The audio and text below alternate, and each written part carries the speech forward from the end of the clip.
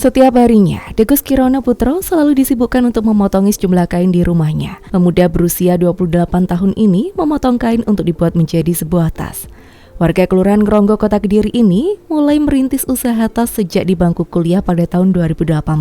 Awalnya, Degus menjadi reseller tas yang dijual ke teman kuliahnya. Namun setelah berjalan beberapa tahun, akhirnya Degus memberanikan diri untuk memproduksi tas sendiri. Dalam proses merintis usahanya, ia juga belajar dari teman hingga melihat tayangan di media sosial agar bisa membuat tas dengan model kekinian.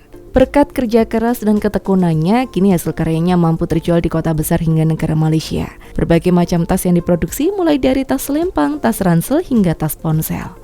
Tas hasil karya yang dibuat oleh pemuda lulusan Universitas Negeri Malang itu tidak kalah menarik dengan hasil pabrikan. Hal itu karena tas miliknya dibuat dari bahan kulit, polyester, dan kanvas.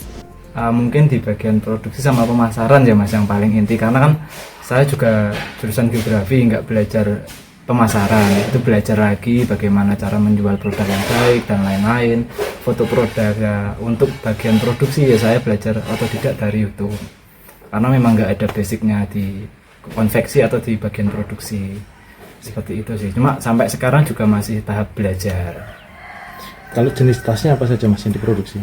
Mulai dari pouch dompet kecil yang buat kayak souvenir gitu, sampai selempang, sampai ransel juga bisa. Kalau untuk harganya mas dari berapa sampai berapa? Untuk harga mulai dari 20.000 sampai yang paling mahal di 155.000. Kirimnya kemana saja mas? Untuk pengiriman paling jauh ke Papua mas.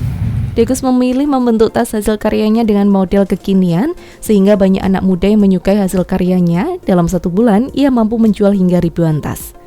Uang puluhan juta rupiah pun mampu dikantongi pemuda berumur 28 tahun hanya dalam 1 bulan saja.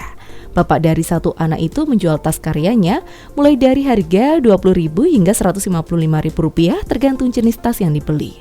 Dari Kediri, Penny Kurniawan melaporkan.